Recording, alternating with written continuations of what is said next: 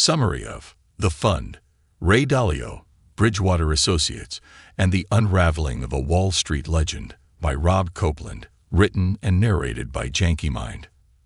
Introduction. This book's summary is about Ray Dalio and his company, Bridgewater Associates. They are very good at making money by investing in different things. They also have some problems and secrets that not many people know about. You can learn more about them by reading this book.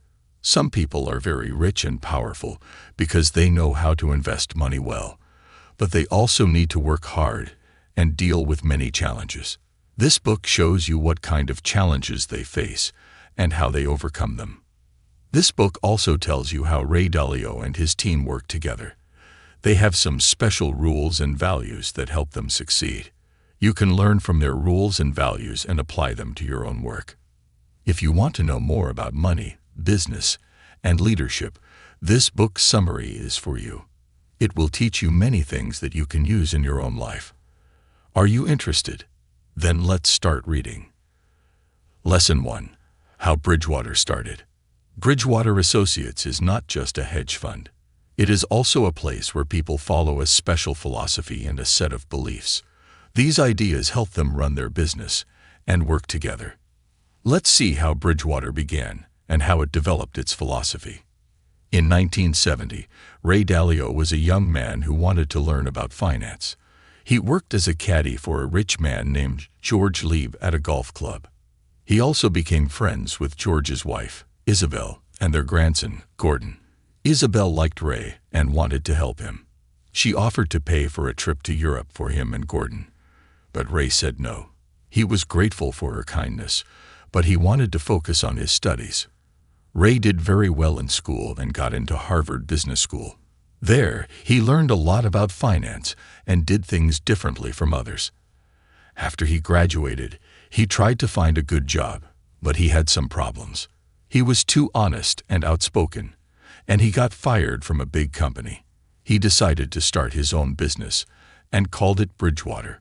He wanted to trade commodities, which are things like oil, gold, or wheat, but no one wanted to invest in his idea. He had to work hard to find some partners who believed in him.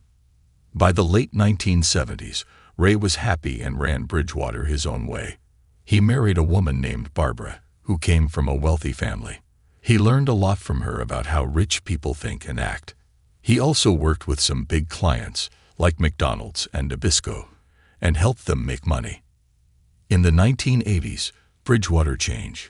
Ray wrote down his philosophy and his beliefs in a document called The Principles. He wanted everyone at Bridgewater to follow these principles.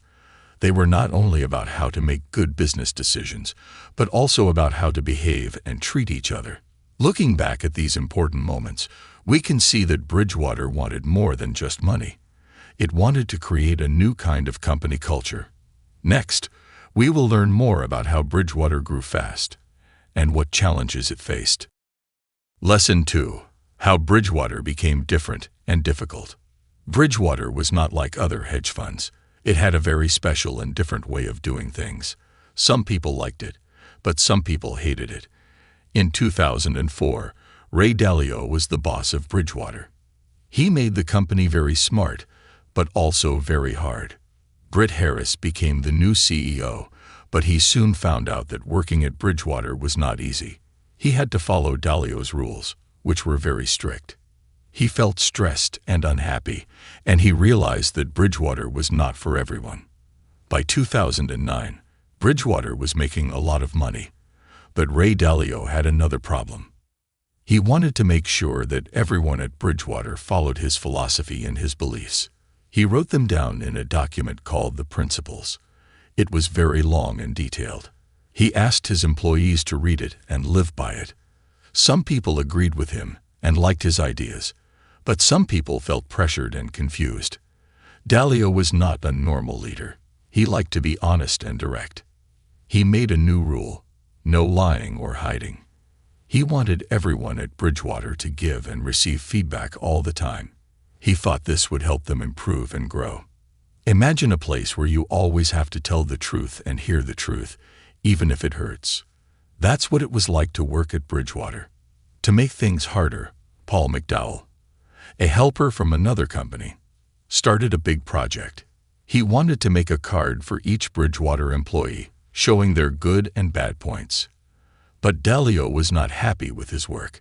He kept changing and correcting it. He wanted everything to be perfect. In a shocking example of Bridgewater's honesty, co-CEO Eileen Murray was in trouble. She was investigated for 9 months, and everyone called it Eileen Lies. She was accused of hiding a boyfriend and lying about an email. She felt ashamed and lost her job. This showed how serious Bridgewater was about following the principles. Lesson 3. How Bridgewater leaders work together. Bridgewater had different kinds of leaders. They had big dreams, but they also had problems. Let's see how they influenced the company. In 2010, Jim Comey came to Bridgewater. He used to work as a lawyer and a government official.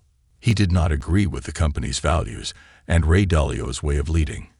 He tried to help with the company's rules, but he did not like the way people reacted and watched him. He wondered how he could fit in such a hard and careful place. He felt this way until he left the company. Privacy was not easy to find at Bridgewater. People who used to work for the FBI checked how every employee behaved. But what did this mean for their personal lives and feelings? It made them careful about what they said and did. They had to think about everything they did. This went against the company's original ideas of being open and honest. Ray Dalio was also different. He cared a lot about small things, like how clean the bathrooms were or how well the whiteboards worked. This made people wonder, was he a good leader or was he avoiding bigger problems? Greg Jensen wanted to be like Dalio. He was a showy leader with fancy parties and generous bonuses. But Jensen's dreams often clashed with Dalio's strong personality and focus on the work. This showed how hard and sad it was to be a leader at Bridgewater. Even with these problems, Dalio had a big plan for the book of the future. This book was a group of apps that would use and teach Bridgewater's philosophy. It was a risky and expensive project that matched Dalio's vision for the future. Jensen, however, cared more about the company's money plans and knew that this project might hurt his own goals. This was the complicated situation that Bridgewater's leaders faced. Next, we will learn how Bridgewater's culture affected its employees. Lesson 4. How Bridgewater's honesty hurt people. Bridgewater turned 40 in 2015. Ray Dalio looked like a great leader. He was good at money and had a new way of running his company. But was this true? Dalio liked leaders who were very powerful and strict, like Lee Kuan Yew and Vladimir Putin. He copied their way of leading. He made new groups in his company, like the Politburo, to make sure everyone followed his rules. This change made Bridgewater more bossy and careful. Think about how this affected the people who worked there. Greg Jensen used to be Dalio's favorite. He wanted to be the next boss. But he got angry when Dalio did not listen to him. He said bad things about Dalio, and Dalio heard them.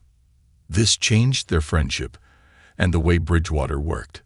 Joe Sweet was a new employee. He was interested in the idea of being honest, but he soon felt too much pressure. He had to hear and say the truth all the time. He also had to rate and be rated by others. This made him very unhappy and sick. He almost died. This made us wonder how to balance the company's culture and the people's health. Dalio's way of leading hurt people like Sweet. It showed us how Bridgewater really worked and how it affected its people. It reminded us to care about ourselves and others as we try to succeed. Lesson 5.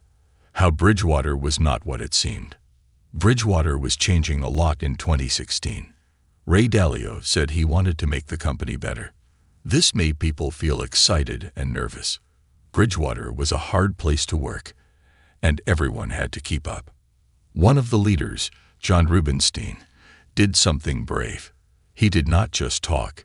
He argued with Dalio and his rules. He said that the rules that were supposed to make people honest and open were doing the opposite. He said that they made people scared and the same. He did not agree with how Bridgewater was built. He left the company because of this. But his question stayed. Was Bridgewater really a good and fair place? There was also a secret group called the Circle of Trust. They were the most loyal employees who knew the company's best secrets. They had to sign contracts that said they would never work for another company. They got to learn from Ray Dalio's money ideas. Outside the company, people were curious. They wanted to know how Bridgewater made money. Some famous people, like Bill Ackman, did not understand. But here's the surprise. Bridgewater did not use any fancy or smart machines. It used Ray Dalio's own simple and clear rules. This changed how people saw Bridgewater's money skills. Ray Dalio did not like new things or ideas. This made some people unhappy. It also showed a big problem. Could the company keep winning if it did not change with the times? Lesson 6. How Bridgewater and Ray Dalio changed. In 2020, Ray Dalio had a very sad thing happen. His son died. This made him think again about his ideas, especially the idea that pain can make us grow. At the same time, Bridgewater had some problems. The company did not do very well, and the media talked a lot about it.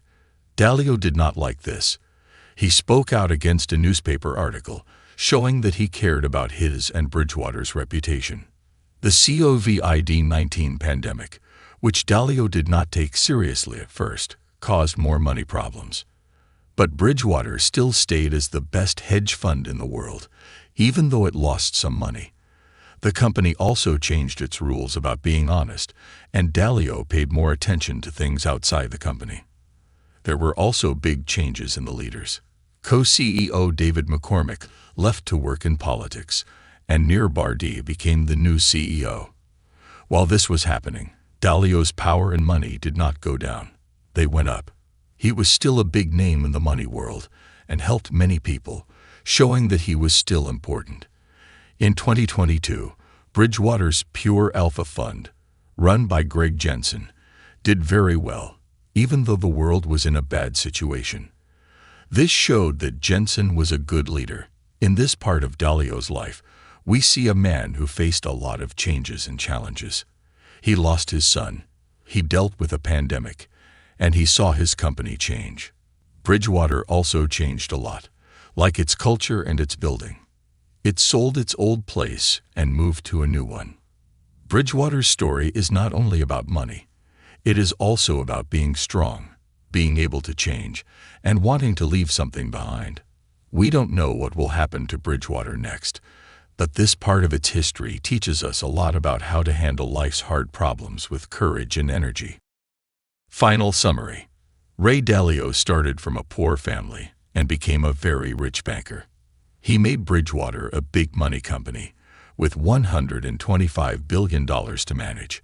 But Dalio's money is not the only thing that makes him interesting. Why? Because his way of leading has made many people wonder.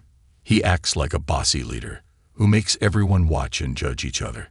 He calls this radical transparency. At Bridgewater, people had to review each other all the time. This made the workplace full of fear, where mean and sneaky people often got ahead. Even though the company did not make a lot of money, it still attracted more investors because it had a good name. But there is a question. Did Ray Dalio succeed because he was good at money and ideas, or because he made a bad work culture with his need for power, worry, and pride? You can decide for yourself. We have reached the end of this audiobook summary. To read the full book, check out the link in the description. Your purchase will support us to create more summaries for you. This summary was created by Janky Mind, your reliable guide to learning and growth. Please like, comment, and share your insights on the book. Thank you for watching.